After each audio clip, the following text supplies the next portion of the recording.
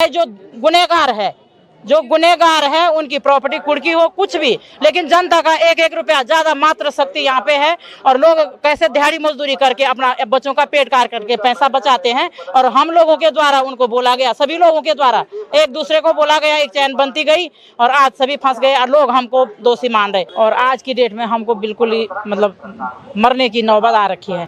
और जो अभी तक हमारा पैसा जो जमा है सोसाइटी में, हमारा वो पैसा हमें वापस करवाए। वो यहाँ से निकल करके सारा पैसा गबन करके चले गए, तो वो ब्रांच लेकर के 2-2 लाख रुपए उनसे लिए गए हैं। भाई इसमें ईडी का इन्वॉल्वमेंट होना चाहिए, इसमें सीबीआई का इन्वॉल्वमेंट होना चाहिए। अगर जब गड़बड़ी होती है तब ये डाटा देखा जाता है। जब सरकारी एजेंसी में डाटा था, सब कुछ जानकारी थी, तो इस पे कार्रवाई क्यों नहीं हुई? पहले जब ये कंपनी थी तो 3 साल में इसने लोगों की एफडीआई डबल करी थी, उसके बाद 5 साल में लोगों की एफडीआई डबल करती थी, 5 के बाद आज 6.5 साल हो गया।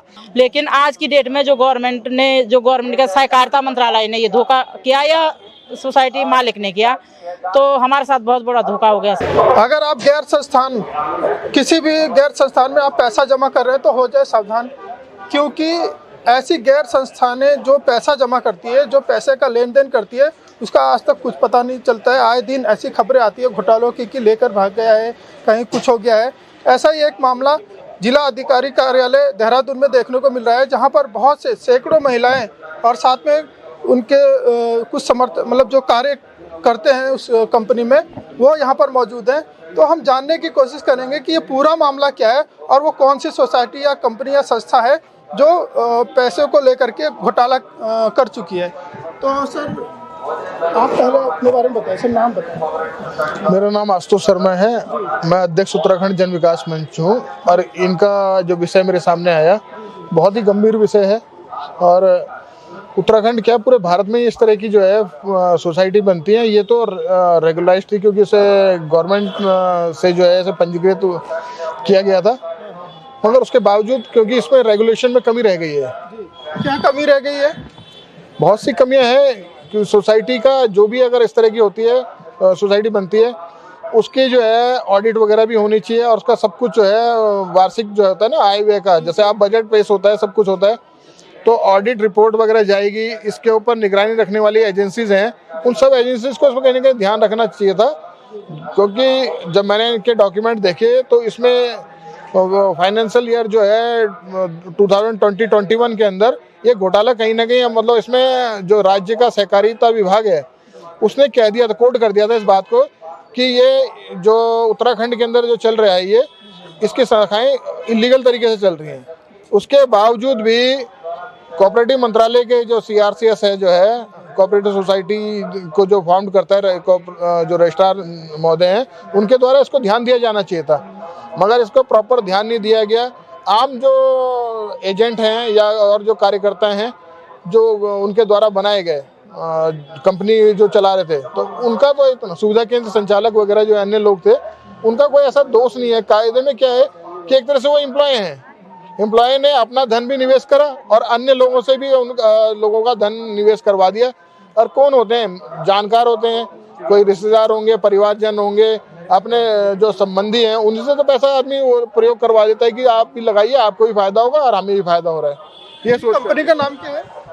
ये LUCC कंपनी है, Loni urban multi state credit and thrift cooperative society.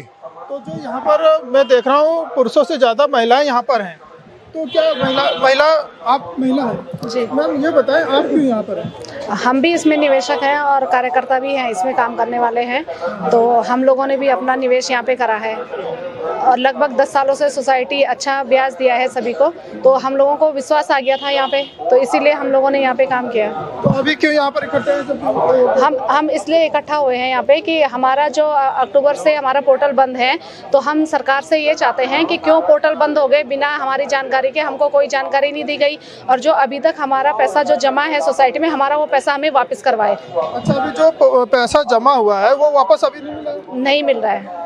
Sir आपसे मैं जानना चाहूँगा कि क्या घोटाले का कोई मामला है? जैसे कि अभी मेरे किसी से बात हो रही थी, वो बोले थे जो कुछ कार्यकर्ता हैं, जो मेन कार्यकर्ता हैं मुख्य रूप से, वो कुछ गिरफ्तारी भी हुई है। देखिए, मैं तो ये कहता हूँ गिरफ्तारी होनी चाहिए, मगर आप ये देखिए जो मुख्य अभियुक्त हैं या जो इसके कॉन्स्पिरेसी में शामिल हैं, षड्यंत्रकारी हैं, उन पे तो कोई कार्रवाई नहीं हुई है। वो यहाँ से निकल करके सारा पैसा गबन करके चले गए। तो मैंने कहा आपको बताया नहीं, जैसे निवेशक है उसी को अच्छा निवेश मिला, वो जो है इनके जाल में आ गया, उसी को इन्होंने एजेंट बना दिया और एक को कह दिया सुविधा केंद्र संचालक, जो कोऑपरेटिव प्रमोटर टाइप के, जो इन्होंने ब्रांच दे दी। तो वो ब्रांच लेकर के 2-2 लाख रुपए उनसे लिए गए हैं भाई, ऐसे नहीं दी। वो तो बेचारे ये सोच रहे थे कि हमें ब्रांच मिल गया, हमारा भी भविष्य होगा, हम अपने लोगों को पैसे लगाएंगे, उनको भी फायदा मिलेगा। मगर हुआ क्या, उल्टा। उन्होंने तो एक गबन करने के लिए, और उसमें ऐसे ऐसे लोग शामिल हैं। अब देखिए ना कि विज्ञापनों पे कहीं ना कहीं गवर्नमेंट कंट्रोल कर रही है कि गलत भ्रामक विज्ञापन नहीं होना चाहिए। तो इसमें आलोक नाथ जैसे जो प्रतिष्ठित अभिनेता, श्रेष्ठ तलपड़े जैसे अभिनेता, ये लोग होंगे जो वो बता रहे हैं कि सरकारी एजेंसी है और जो है यहाँ अपना पैसा लगाएंगे तो आप जो है बहुत बढ़िया है। जो जैसे विमल गुटके के बारे में आता है कि फलाने एक्टर ऐसा कर रहे हैं, ये सही नहीं है, मगर उसमें एक कहीं ना कहीं बात है। यहाँ कुछ ऐसा नहीं आ रहा, सीधे सीधे हो रहा है कि आप पैसा इन्वेस्ट करिए। तो ऐसे जो अभिनेता लोग हैं, इस तरह के लोग हैं, इनके लिए भी रेगुलेशन होना चाहिए। हम उन पे भी कार्रवाई चाहते हैं कि कहीं ना कहीं जो है, और एजेंसी को भी, और गवर्नमेंट एजेंसी जितनी है सब पे कार्रवाई चाहते हैं। और जितने लोग पैसा लेके गबन कर गए हैं उन सबको लाना चाहिए। इसमें ईडी का इन्वॉल्वमेंट होना चाहिए, इसमें सीबीआई का इन्वॉल्वमेंट होना चाहिए। इसमें सर सहकारिता, आपने एक बात बोली है कि सहकारिता में हमने कुछ दिन पहले जब इनके उसमें डाला है, संज्ञान में डाला है, तो उनको उस समय कार्य करना चाहिए था। तो कितना समय हो गया सर संज्ञान में डाले हुए? सहकारिता का मैंने आपको बताया कि राज्य सहकारिता जो विभाग है उसके जो एक रजिस्ट्रार होते हैं, वो जब उन्होंने ऑडिट रिपोर्ट में कह दिया कि इलीगल तरीके से इनकी जो है वो शाखाएं संचालित हैं भाई। अब ये जो कोऑपरेटिव प्रमोटर या सुविधा केंद्र संचालक है, ये तो डाटा देखेंगे नहीं, इनको तो ये कि हमारा रिफंड आ गया और वो हो गया, लोगों को पैसा देना, इसी में वो तो बहुत खुश है। मगर जब गड़बड़ी होती है तब ये डाटा देखा जाता है। जब सरकारी एजेंसी पे डाटा था, सब कुछ जानकारी थी, तो इस पे कार्रवाई क्यों नहीं हुई? कितना समय था सर, कितना समय आपको लगा कि इनको जानकारी हो चुकी है? कितने समय पहले? इनको लगभग जो है 29 अक्टूबर के आसपास के जो है ये पूरे इनके पोर्टल बंद हुए, तब इन्हें पता चला कि ऐसा ऐसा कोई गड़बड़ी इसमें आ रही है 2024 में। कोई मंत्री का ऐसा कोई डेलीगेशन आपका प्रतिनिधि मिला है मंत्री जी से, सहकारिता मंत्री? सहकारिता मंत्री अभी हम जो है, क्योंकि कोऑपरेटिव सोसाइटी के जो CRCS जो होते हैं, cooperative registrar, central registrar cooperative society, उन पे सारा हमारा पत्राचार हो चुका है। डेलीगेशन के रूप में हमारे कुछ लोग गए हैं। हम कोशिश कर रहे हैं कि हम उनसे भी मिले। अभी माननीय मंत्री जो हैं इसके धन सिंह रावत जी, उनको भी हम एक पत्र दे चुके हैं और अभी विधानसभा सत्र चल रहा है, इसमें हमारी मिलने की भी तैयारी। माननीय विधानसभा अध्यक्ष महोदय को भी हम इसमें जो है अपनी बात पहुंचा चुके हैं और उन्होंने भी हमें आश्वासन दिया है कि हमारी ओर से इसमें जो बन पड़ेगा वो अपनी ओर से इसमें कार्य करेंगे। आप सर, आप जी, मैं एक्चुअल में अभी थोड़े पहले आपसे बात हुई थी। ये जो हमारे संगठन में उसका प्रवक्ता हो संगठन का, मेरा नाम मनोज कंडारी है। और ये जो सोसाइटी है, सोसाइटी में पहले मैं यहाँ पर जमा करता था। मैंने यहाँ 500 की आरडी खोली। आरडी खोलने के बाद जब मुझे अच्छा लगा, रेट ऑफ रिटर्न अच्छा था, तो उसके बाद मैं यहाँ पर एक सीपी बना। क्योंकि जो सीपी जो बनता है, पहले मेंबर बनने के लिए जो मैंने 500 की आरडी करी थी, उसमें मैंने एक 15 से 18 रुपये का एक फीस दी थी। जब सीपी बना तो सीपी में मुझे 500 रुपये का मतलब चार्ज देना पड़ा सीपी बनने के लिए, जिसको एजेंट बोलते हैं। कितना चार्ज? 500 रुपये का। उसमें 500 रुपये था, तो आज तो ऐसे बढ़ा दिया था, लेकिन जब मैं जुड़ा था उसमें 500 रुपये का चार्ज था। तो बहुत अच्छा था, हमारा जो कमीशन था वो भी टाइम पे आ जाता था, इसमें कोई दिक्कत नहीं थी। जो मेहनत करता था बहुत अच्छा उसके साथ हो रहा था। और सोसाइटी पहले जब एक कंपनी थी तो 3 साल में इसने लोगों की एफडीआई डबल करी थी। उसके बाद 5 साल में लोगों की एफडीआई डबल करती थी। 5 के बाद आज 6.5 साल हो गया। लेकिन जब मैं स्टार्टिंग में इस पर जब सीपी बना तो उसमें जो खासकर चल रहा था 6 साल में डबल का चल रहा था और ऑफर हमारे 5 साल में डबल के आते थे। तो जब मुझे अच्छा लगा तो उसके बाद फिर मैंने एक सुविधा सेंटर भी लिया देहरादून के अंदर। सुविधा सेंटर जब चलाया तो सुविधा सेंटर में भी क्या होता है कि आप 2 लाख रुपए देते हो सिक्योरिटी का। स्टार्टिंग में आपको जितना डिपॉजिट होता है उसका 1% आता है, बाद में आपको 2% आता है जैसे जैसे आपका बिजनेस बढ़ता है। तो कहने मतलब ये है कि सब कुछ बढ़िया चल रहा था। और ये जो सोसाइटी थी, सोसाइटी में ऐसा नहीं कि किसी को प्रलोभन दिया जाता था। एक्चुअल में जो था वो चीज़ थी, कृषि मंत्रालय में रजिस्टर्ड थी। और सबसे बड़ी बात जो हम लोग इसे सरकारी बोलते हैं, इसे हम सेमी गवर्नमेंट बोल सकते हैं। क्योंकि एक्चुअल में क्या है कि टैक्स फ्री या तो पोस्ट ऑफिस है, वहाँ सेक्शन 80C में 1.5 लाख तक टैक्स फ्री होता है। जो आप 1.5 लाख जो जमा करते हो उसमें टैक्स नहीं पड़ता है। अगर बिटिया के नाम पे जमा कर रहे हो उसके ऊपर टैक्स पड़ता है। चाहे आप वहाँ प्रोविडेंट फंड खुला लीजिए, कुछ भी खुला लीजिए, 1.5 लाख तक टैक्स फ्री होता है पोस्ट ऑफिस के अंदर सेक्शन 80C में। हमारी सोसाइटी के अंदर सेक्शन 80 भी वर्क करता है, जिसमें आप जितना भी जमा करो सारा टैक्स फ्री है।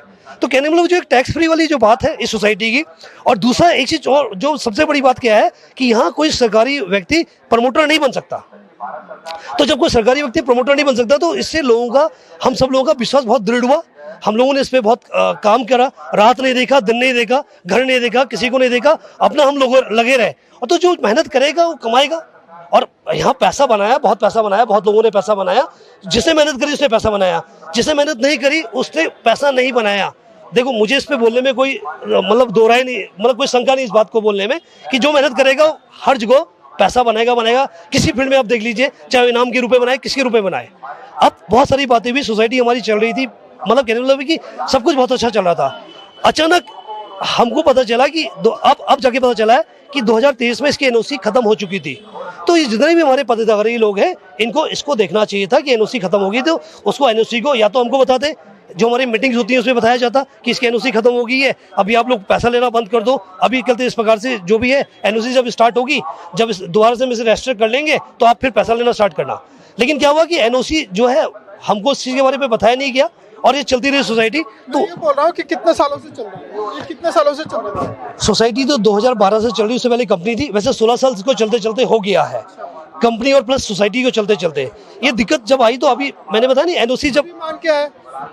अभी आपके माध्यम से हमारा ये मांग है, देखो हमको सोसाइटी से कोई प्रॉब्लम नहीं है, बहुत अच्छा करते सोसाइटी ने लोगों को रिटर्न दिया है, बहुत अच्छा सबको बेनिफिट हुआ है। तो हमको बस आपके माध्यम से हम जो हमारे सीआरसीएस है, जो हमारा सहकारिता मंत्रालय है, जो कृषि मंत्रालय है, उससे रिक्वेस्ट करना चाहते हैं या तो सोसाइटी को बंद कर दिया जाए और जो भी इसके ऊपर कार्रवाई की जाए, बंद की जाए और हमारा पैसा हमको लौटा दिया जाए, या तो ऐसे बंद नहीं करना है तो आप इसे जल्द से जल्द शुरुआत करिए। जो हमारे पोर्टल बंद है उसको आप शुरुआत करिए, फिर से सोसाइटी चलेगी और जो लोगों का पैसा है वो उनको फिर जैसे उनकी मैच्योरिटी आनी है, जिसका जो पैसा जमा हो तो उनकी विवेक है जमा करें ना करें, लेकिन सोसाइटी जब चलेगी तो लोगों का पैसा उनको ब्याज के साथ मिलेगा। तो बस आपके माध्यम से यही रिक्वेस्ट है कि इसके ऊपर जल्द से जल्द कार्य किया जाए।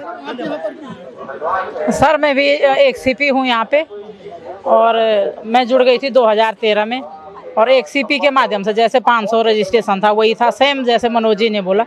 लेकिन यहाँ पे क्या हुआ कि हम लोगों को भी अच्छा लगा, अपना भी इन्वेस्ट किया, अपने भाई बहन और नज़दीकी रिश्तेदारों को बताया पहले, और आज की डेट में हमको बिल्कुल ही मतलब मरने की नौबत आ रखी है। क्यों, ऐसा क्यों?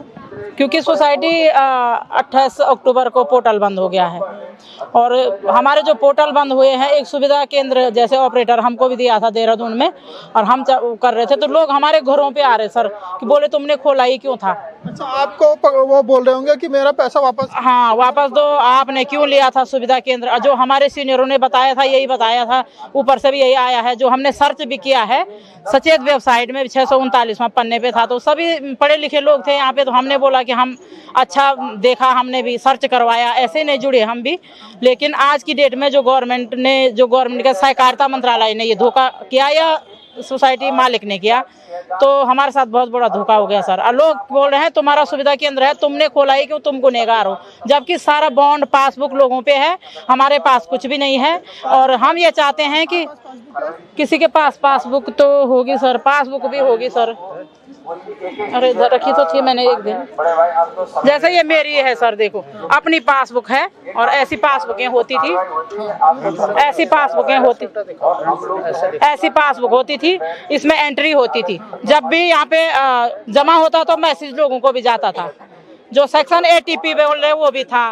तो इसीलिए हमने काम किया है, और प्रिंट ऐसे प्रिंट होता था, ये नाम है, मैच्योरिटी डेट सारा लिखा है, नॉमिनी नेम, और प्रिंट होता था। ये जो है ये बकायदा पासबुक दिया जाता था। हाँ। और बता रहे हैं कि जब एंट्री होती थी तो मैसेज भी आते थे, सारी सुविधा थी। सारा पैसा लोगों के पास है, उनके पास बॉन्ड और पासबुक है, जो कि हम बेगुनाह हैं, लेकिन हम उनके लिए लड़ रहे हैं। आपके चैनल के माध्यम से हम ये बताना चाहते हैं, जनता का पैसा वापस दे, चाहे गवर्नमेंट दे, सहकारिता मंत्रालय दे, चाहे जो गुनहगार है उनकी प्रॉपर्टी कुर्की हो, कुछ भी, लेकिन जनता का एक एक रुपया ज्यादा मात्र शक्ति यहाँ पे है।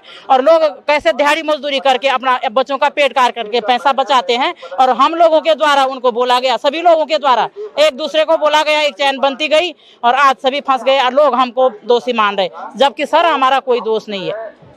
तो इनका ये कहना है कि हमारे जितने भी पैसे हैं वो किसी तरह हमारे वापस करा जाए या सोसाइटी को फिर से जो उनका प्रोसेस है चलने का वो दोबारा से उसे बहाल किया जाए। मैं अफरोज़ खान, आप देख रहे हैं टाइम्स।